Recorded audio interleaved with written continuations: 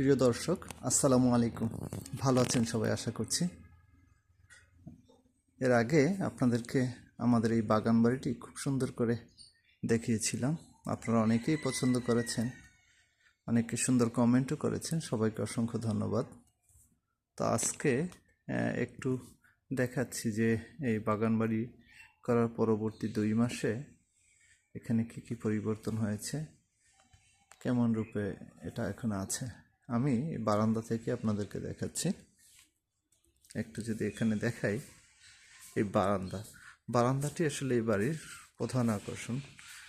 আগের ভিডিওতে বলেছিলাম এই বারান্দাতে আমাদের উদ্দেশ্য হলো একটু সময় কাটানো, সুন্দর সময় কাটানো, সকাল বিকাল। এখান থেকে এরকম অবস্থা বারান্দাটির। তো বারান্দা থেকে বাইরের ভিউটা একটু আপনাদেরকে দেখাই।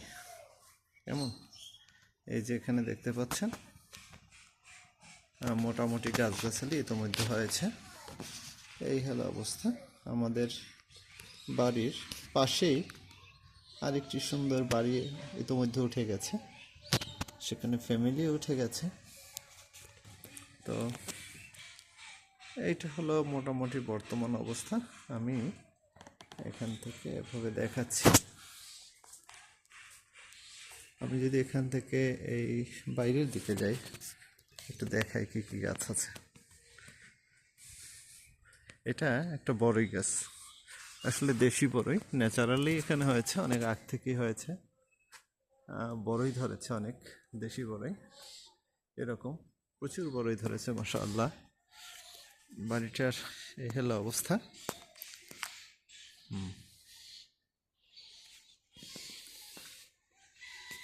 এখানে দেখেন এক সারি কলা গাছ দিয়েছি। কলাটা হলো সবরি কলা, খুব ভালো জাতের। এখানে আলহামদুলিল্লাহ বড় এক কাদি কলা দেখতে পাচ্ছেন, কলা ধরেছে এখানে।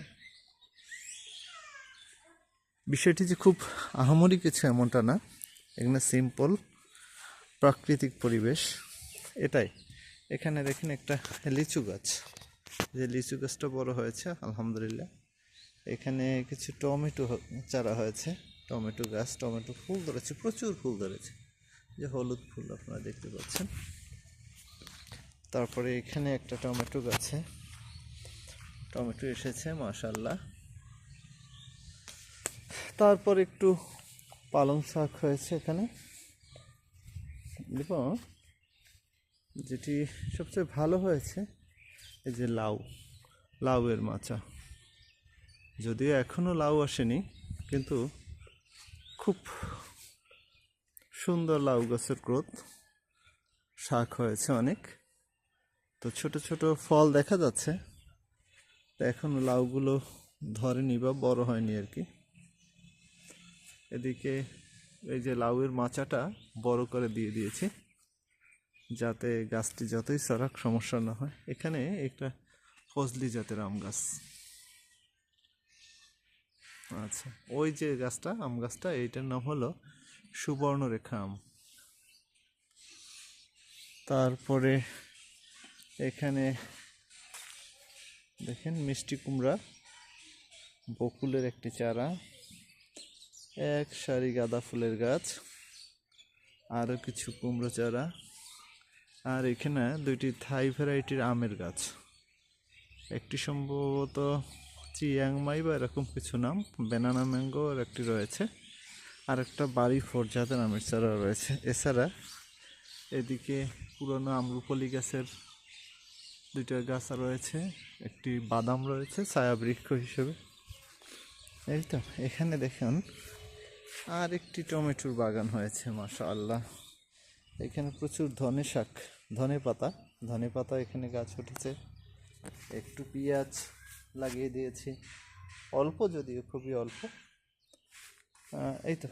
আর মিষ্টি কুমড়োর ফলনটা এখানে ভালো হচ্ছে, সম্ভবত বেলে মাটির কারণে। আর এখনই সর্বশেষ যদি আপনাদেরকে দেখাই, অনেক রোদ পড়েছে, হেজি রোদ, যে কারণে বাড়ির ভিউটি স্পষ্ট আসছে না। আমি যদি একটু ছায়ায় গিয়ে দেখাই, যে এখান থেকে যদি আমরা দেখি, আলহামদুলিল্লাহ বর্তমানে এই অবস্থাতেই আছে।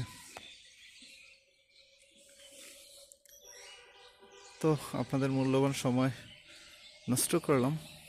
আচ্ছা, আরেকটি কথা, আগের ভিডিওতে অনেকেই কমেন্ট করেছেন যে এই বাগান বাড়ি তৈরিতে আমার মোট খরচ কত হয়েছে। আসলে নর্মালি আমার একটু খরচ বেশি হয়েছে।